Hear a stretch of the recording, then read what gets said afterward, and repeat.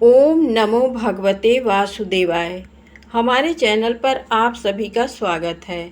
निर्जला एकादशी 2022 24 एकादशियों का शुभ फल देती है ये एकादशी।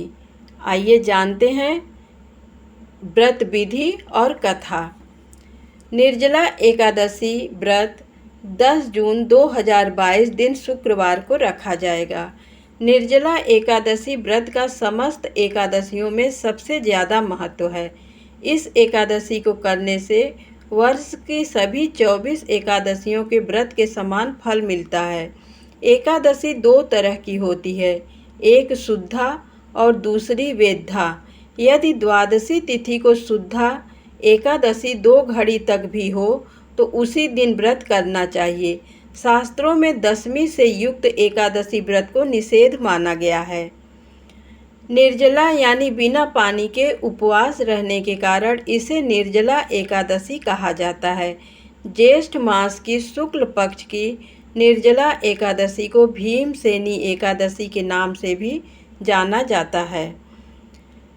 निर्जला एकादशी के दिन व्रत और उपवास करने से व्यक्ति को दीर्घायु तथा मोक्ष की प्राप्ति होती है।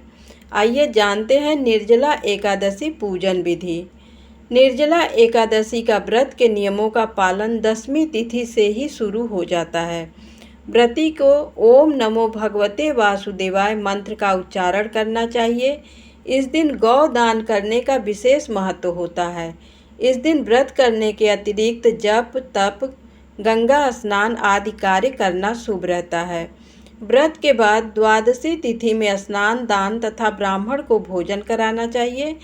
निर्जला एकादशी व्रत को करने वाले व्यक्ति को 10वीं तिथि की शाम से ही इसकी तैयारी करनी चाहिए। इस दिन व्रत में प्रयोग होने वाली सामग्री को एकत्रित कर लें।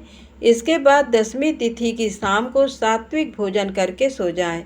एकादशी के दिन सुबह जल्दी उठें और शौच आदि से निवृत्त होकर स्नान करें और व्रत का संकल्प लें। घर के मंदिर में साफ सफाई करें। भगवान विष्णु जी की प्रतिमा को गंगा जल से नहलाएं। अब दीपक जलाकर उनका स्मरण करें। भगवान विष्णु की पूजा में उनकी स्तुति करें। पूजा में तुलसी के पत्तों का भी प्रयोग करें। पूजा के अंत में विष्णु आरती करें। शाम को भी भगवान विष्णु जी के समक्ष दीपक जलाकर उनकी आराधना करें। इस समय विष्णु सहस्रनाम का पाठ करें। श्री हरि विष्णु भगवान के साथ साथ माँ लक्ष्मी की पूजा अवश्य करें। अगले दिन यानी द्वादशी के समय शुद्ध होकर व्रत पारण मुहूर्त के समय व्रत खोलें। सबसे पहले भगवान विष्णु जी को भोग लगाएं। भोग में अपनी इच्छा अनुसार कुछ मीठा भी शामिल करें। लोगों में प्रसाद बांटें और ब्राह्मणों को भोजन कराकर उन्हें दान दक्षिणा दें। ध्यान रहे व्रत खोलने के बाद ही आपको जल का सेवन करना है। इस व्रत से जुड़ी पौराणिक कथा आइए जानते हैं। महाभारत काल से जुड़ी है ये कथा। कथा के मुताबिक एक बार महाबली भीम को व्रत करने की इच्छा हुई और उन्होंने महर्षि व्यास से इसके बारे में जानना चाहा। उन्होंने अपनी परेशानी उन्हें बताते हुए कहा कि उनकी माता, भाई और पत्नी सभी एकादशी के दिन व्रत करते हैं, लेकिन भूख बर्दाश्त नहीं होने के कारण उन्हें व्रत करने में परेशानी होती है। इस पर महर्षि व्यास ने भीम से ज्येष्ठ मास की निर्जला एकादशी व्रत को शुभ बताते हुए ये व्रत करने को कहा। उन्होंने कहा कि इस व्रत में आचमन में जल ग्रहण किया जा सकता है, लेकिन अन्न से परहेज किया जाता है।